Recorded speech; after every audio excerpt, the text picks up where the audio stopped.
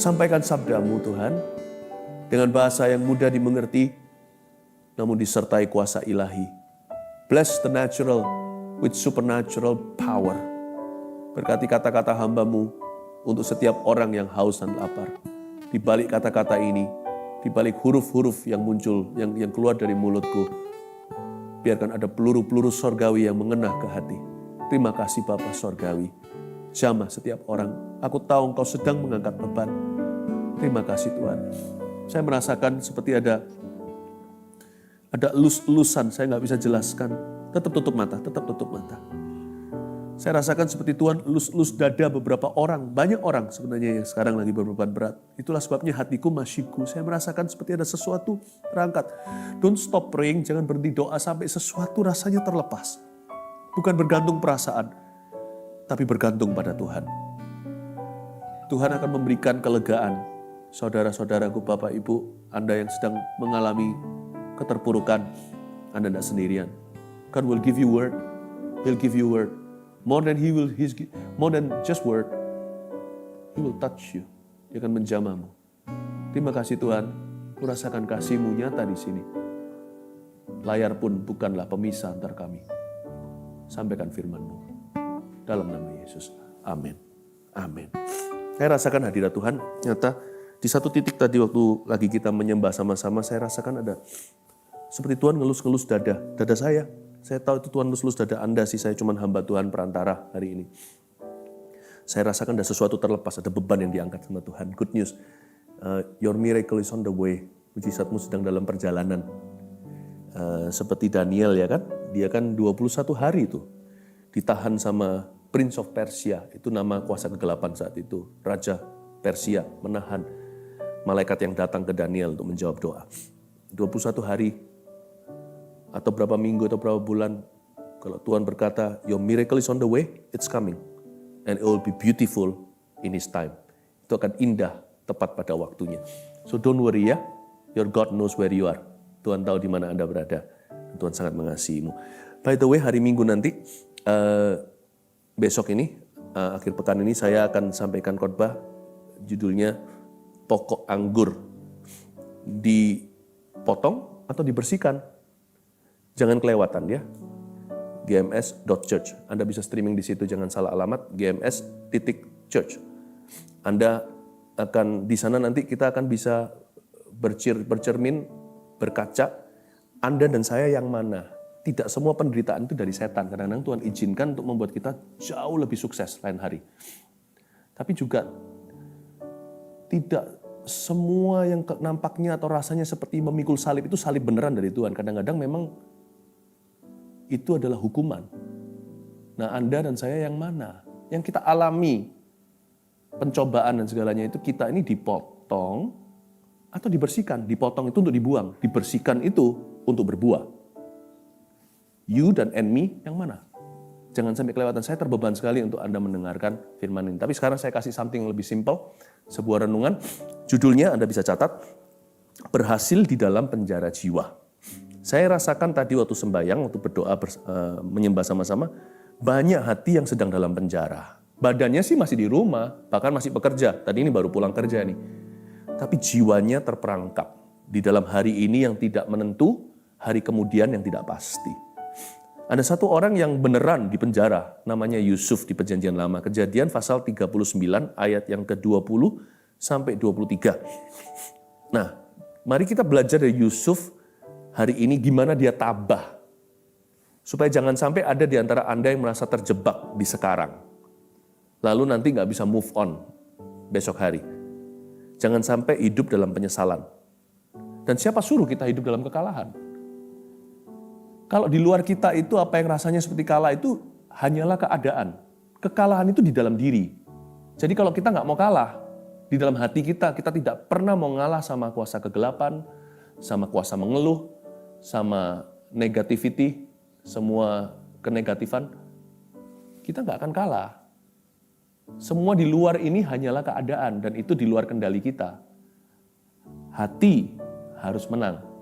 Ya, dan kemenangan pun akan tiba. Nah, kita belajar dari Yusuf yang sangat malang loh. Orang ini kasihan, ini orang kayaknya kayak Yabes lebih early ya. Maksudnya Yabes di perjanjian lama juga seperti semacam Yabes nih, orang yang sebenarnya apes ya. Yang diapes-apeskan sama orang lain, udah jatuh ketiban tangga ya. Orang ini udah masuk penjara, udah dibuang sama saudara-saudaranya, dijual ke saudagar, berakhir di rumah Potifar, masuk penjara lagi, lalu dilupakan nantinya setelah membantu orang, dilupa jasa. Ini orang kayaknya malang after malang, selalu nggak untung, ya. Nah, tapi gimana dia bisa tabah ya di masa-masa itu sebelum dia jadi perdana menteri, bahkan jadi bapak Firaun, jadi orang nomor 2 yang sesungguhnya nomor 1, orang nomor 1 pun di Mesir tunduk sama dia. Ini jadi orang yang sangat-sangat adikuasa di negara orang. Sebelum masa itu terjadi, bagaimana orang ini bisa jaga hati? Kita lihat. Kejadian pasal 39 ayat 20, saya kasih judul berhasil dalam penjara jiwa. Saya ulang, berhasil dalam penjara jiwa. Kita baca sama-sama. Ya, Anda juga bisa baca di rumah-rumah. Ayat 20-23, Kejadian 39 bunyinya, lalu Yusuf ditangkap oleh tuannya dan dimasukkan ke dalam penjara. Tempat tahanan-tahanan raja dikurung. Demikianlah Yusuf dipenjarakan di sana. Tetapi Tuhan menyertai Yusuf dan melimpahkan kasih setianya kepadanya dan membuat Yusuf kesayangan bagi kepala penjara itu. Sebab itu kepala penjara mempercayakan semua tahanan dalam penjara itu kepada Yusuf. Dan segala pekerjaan yang harus dilakukan di situ, dialah yang mengurusnya. Dan kepala penjara tidak mencampuri segala yang dipercayakannya kepada Yusuf karena Tuhan menyertai dia. Dan apa yang dikerjakannya dibuat Tuhan berhasil. Kita baca 1, 2, 3 kalimat terakhir. Dan apa yang dikerjakannya. 1, 2, 3. Dan apa yang dikerjakannya dibuat Tuhan berhasil. Berhasil di dalam penjara jiwa. Ayat 20, lalu Yusuf ditangkap oleh tuannya. Sudah jatuh ketiban tangga. Berapa tahun yang lampau sebelum hari itu terjadi, Yusuf ditangkap oleh saudara-saudaranya. Koko-kokonya loh. Lalu dibuang ke negeri orang. Sekarang ditangkap sama tuannya. Dimasukkan ke dalam penjara. Tempat tahanan-tahanan raja dikurung. Tahanan ya tahanan lah, mana ada tahanan raja, tahanan bukan. Tapi sebenarnya nggak peduli apakah Anda adalah raja kayu, raja besi, raja furniture, raja whatever. Kalau hati dalam penjara ya Anda adalah tahanan raja. Nggak peduli kalau apapun status pangkat Anda, berapa duit kita punya. Bahkan mungkin di dalam kita itu terperangkap roh mengeluh padahal di dalam tubuh yang sehat. Pokoknya nggak enak lah orang itu kalau di dalam bui. Si Yusuf ini dimasukkan ke dalam penjara. Nah, kalau sekarang hari-hari ini banyak orang di rumah karantina karena wabah. Kalau orang ini beneran di penjara, bukan karena wabah, tapi karena difitnah. Kok hatinya nggak terburu-buru ya? Kok hatinya nggak kepahitan? Kok nggak kecewa sama Tuhan? Karena dia nggak diberikan kesempatan untuk sebuah trial atau untuk sebuah pengadilan. Harusnya kan dia diberi kesempatan untuk membela dirinya, menjelaskan kejadian yang terjadi. Karena dia difitnah, mau memperkosa istri tuannya. Si Nyonya Potifar. Jadi semua orang di luar sana udah gosipnya nggak enak tentang Yusuf. Tapi kenapa dia nggak bela diri? Kenapa nggak ada press conference? Mungkin karena zaman itu belum ada human rights. Tapi juga harusnya kan dia bisa ya. Gosip lawan gosip gitu. Mungkin dia bisa juga reply atau gimana. Dia juga bisa respon nih. Dia pasti boleh reaksi dong, beritahu. Tolong nggak benar tuh. Mungkin dia bisa teriak-teriak di penjara. Enggak, aku nggak pernah buat itu. Fitnah. Aku tidak bersalah. Innocent. Tapi nggak ada cerita Yusuf ngotot gitu, nggak ada. Kok bisa ya hatinya tenang? Kalau kita kan karena keadaan. Hari ini kita itu dilimit atau dibatasi. Tapi kalau orang ini difitnah, kok bisa dia tenang? Kok bisa dia? Karena dia tahu bahwa karena Yusuf ini tahu, pertama-tama dia punya hubungan dengan Tuhan itu mapan, aman. Dia tahu siapa yang dia percayai. Dan dia juga tahu dia hanya punya, penontonnya hanya satu, yaitu Tuhannya di perjanjian lama. Bapak, Ibu, Saudara, mari kita persempit dunia kita. Fix your eyes upon Jesus. Yang lainnya itu hanya debu tanah. Termasuk saya.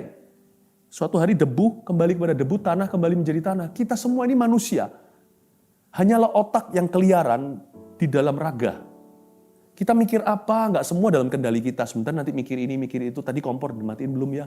Aduh nanti orang itu mikir gimana gitu. Kenapa kita takut dengan debu dan tanah? Takutlah akan Allah. Hiduplah untuk Allah, hiduplah untuk Tuhan. Jangan hidup untuk manusia. Tidak ada satu manusia pun sudah selesai hidupnya kecuali yang mati. Jadi semua masih jalani hidupnya masing-masing. Kenapa hidup bagi orang? Masing-masing hiduplah untuk Tuhan. Yusuf itu tahu pada siapa dia percaya. Punya juru selamat dalam situasi yang sangat terpuruk itu penting sekali. Karena dia punya pegangan hati yang bukan sifatnya filosofi atau psikologi. Tapi pegangannya adalah hadirat Allah yang menyertai. Dan dia tahu dia aman dalam hadirat itu. Dia disembunyikan di balik tangan Tuhan. Tenang saja. Hati-hati jangan put on extra stress on you. Waduh gimana nih kerjaan, nanti orang ngomong apa segalanya. Do what you must, do what's necessary, do what you have to. Lakukan apa yang harus. Pilih-pilih selektif. Jangan sampai kita itu memikirkan terlalu jauh yang bukan di ranah kita. Jangan coba jadi Allah dalam segala situasi. Jangan coba jadi Tuhan. Serahkan pada Tuhan apa yang menjadi milik Tuhan. Pada kaisar apa milik kaisar. Bagianmu adalah bagianmu sendiri. Lakukan itu. Nah sekarang bagaimana dia bisa berhasil dalam penjara jiwa? Oke? Kita lihat sekarang ayat yang ke-23. Nanti saya akan kasih Anda saran-saran praktis ayat 21. Tetapi Tuhan menyertai Yusuf dan melimpahkan kasih setianya kepadanya. Dan membuat Yusuf kesayangan bagi kepala penjara itu. Tetapi Tuhan menyertai Yusuf. Yusuf itu hatinya tertuju pada penyertaan Allah. Satu, gimana caranya berhasil dalam penjara jiwa kita? Apapun yang memenjarakan hati kita hari ini. Satu, tulis itu, temukan harapan di depan. Ya, find something to look forward to.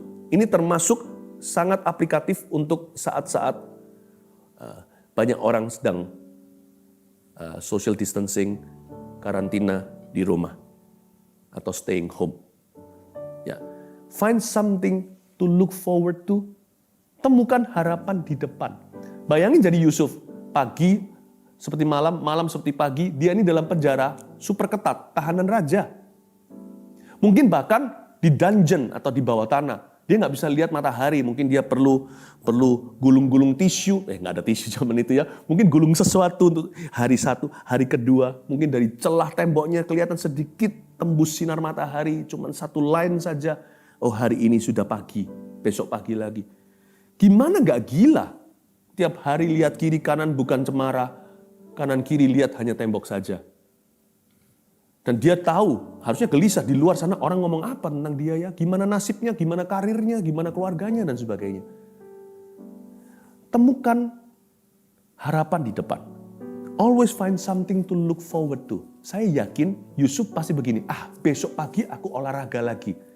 Karena inmates atau tahanan itu selalu dikasih kesempatan untuk olahraganya supaya jangan sakit dan jadi beban buat negara. Dia pikir, nanti saya mau olahraga. Find something simple to look forward to.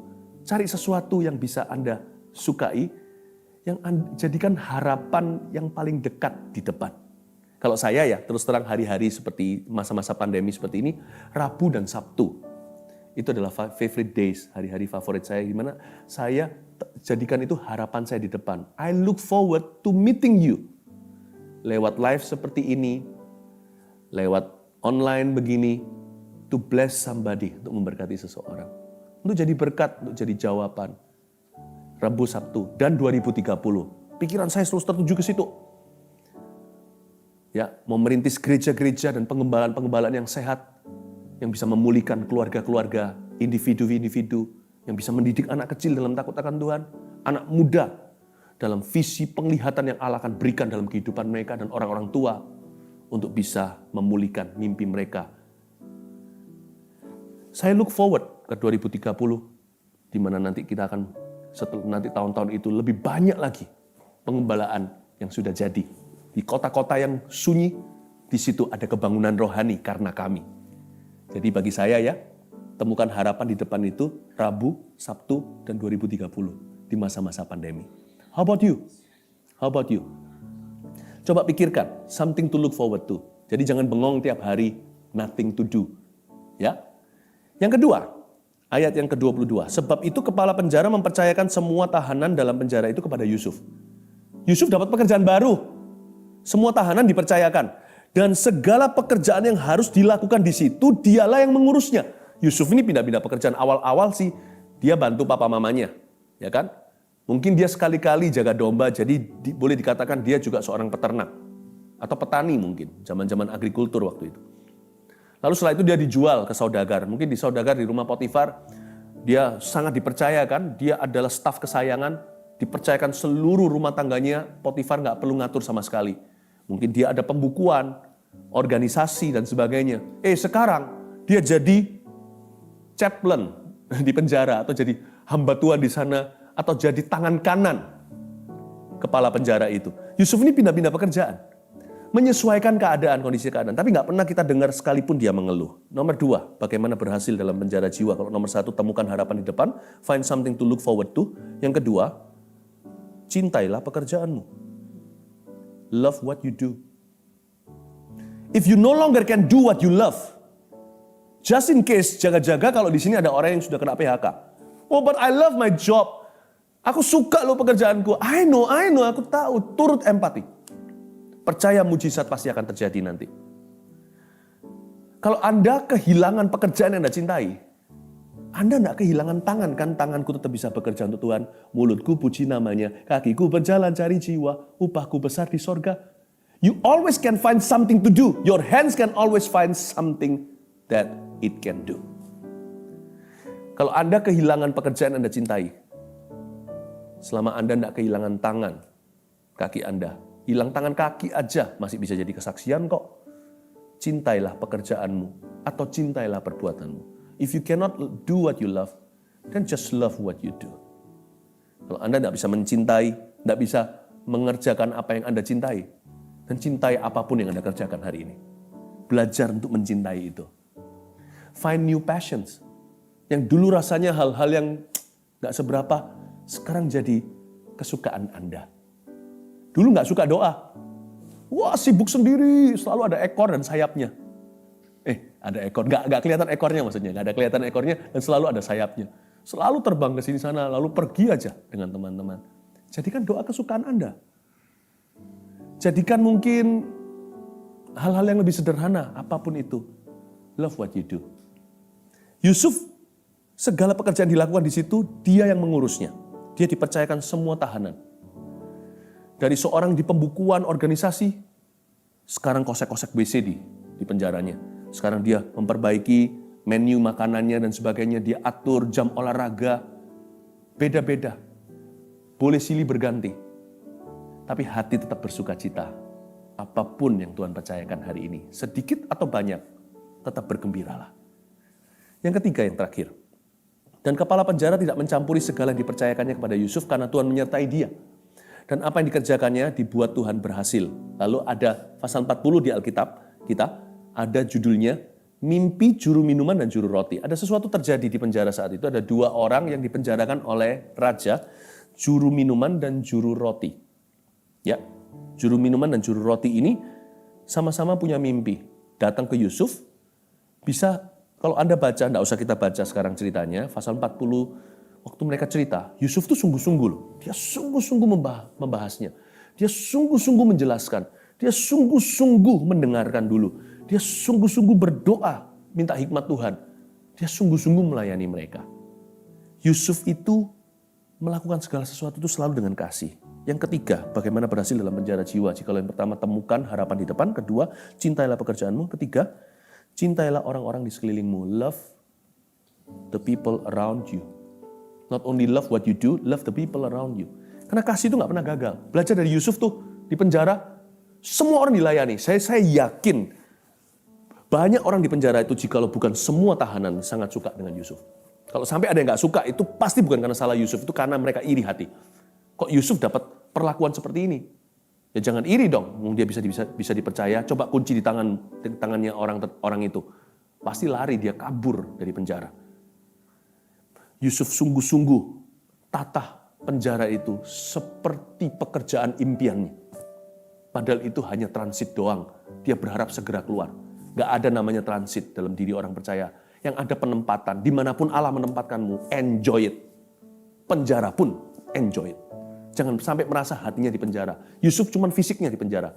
Hatinya merdeka. Makanya dia bisa dipercaya. Dia bisa atur semua tahanan. Bisa rapi tuh, bui. Gak ada kerusuhan. Lalu mungkin ya ada persekutuan doa. Doa siapa tahu ya kan. Dia kalau kerja itu gak cuma 1 mil. Dia mil kedua pun jalani. Yusuf itu gak pernah setengah hati. Dia selalu excellent dalam segala sesuatu. He put his heart and his mind into whatever he does. Apapun yang dia lakukan, dia taruh hati. Dia kasih hati, kasih pikiran di situ. Ya, tapi lebih dari itu yang membuat saya kagum adalah yang membuat dia keluar dari penjara justru akhirnya adalah manusia. Bukan karena prestasinya. Bukan performa. Ada 2 orang juru tadi, minuman dan juru roti. Dua-dua dilayani dengan sungguh-sungguh. Sekalipun Yusuf sempat dilupakan oleh mereka, suatu hari ketika Firaun mendapatkan mimpi yang tidak ada satu orang pun di Mesir bisa menafsirkan, orang yang pernah merasa diberkati oleh Yusuf di dalam penjara, merasa ditolong oleh hikmatnya, buka bicara, oh iya, ada seseorang yang aku tahu. Itulah perjalanannya menjadi Perdana Menteri negara adik kuasa saat itu. Kasih tidak pernah gagal. Pokoknya, love the people around you. Love them. Love them like crazy. Love them to the max. Baik itu orang-orang sendiri, ataupun orang-orang yang baru kita kenal, siapapun juga yang Tuhan taruh di sebelah, di sekeliling kita, perlakukan dengan baik dan benar. Anda tidak akan pernah tahu yang mana akan menyelamatkanmu suatu hari nanti. Yang mana akan mendatangkan promosi ilahi dalam kehidupan Anda. Kasih semua orang. Karena saya punya satu pikiran, sebenarnya ya, juru minuman dan juru roti itu kan salah satu akhirnya dihukum sama raja, yang satu lagi dipromosikan. Sebenarnya dua-dua itu pernah mengecap pelayanan Yusuf. Yusuf mengasihi mereka sungguh-sungguh. Ya, sebenarnya kalau menurut saya, 2 orang ini harusnya dua-dua dihukum mati. Ya, saya spekulasi. Tapi satu akhirnya diselamatkan. Kayaknya mereka berdua ini memang orang gak terlalu baik. Tapi karena Tuhan melihat dan memandang Yusuf, seseorang yang mengasihi sesamanya dia dalam keadaan apapun, seorang yang selalu memberikan yang terbaik apapun yang dia kerjakan, di penjara pun dia tidak berubah. Seorang yang selalu punya harapan dalam Tuhan. Maka Tuhan mungkinkah mengamankan salah satunya untuk jadi kartu monopoli keluar penjara buat Yusuf saat itu. You know, love never fails because you love. Because you love, karena Anda mengasihi Tuhan. Akan ada heaven, sorga akan punya kejutan yang tidak terduga. Tuhan tidak pernah menggagalkan orang yang mengasihi. Itu artinya kasih tidak pernah gagal. Tuhan jadikan itu menjadi urusan dan tanggung jawab pribadinya. Orang yang mengasihi tidak boleh gagal rancangan Allah.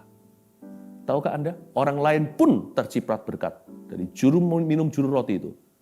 Meskipun dua-dua mungkin layak mati, siapa tahu cerita sesungguhnya seperti apa.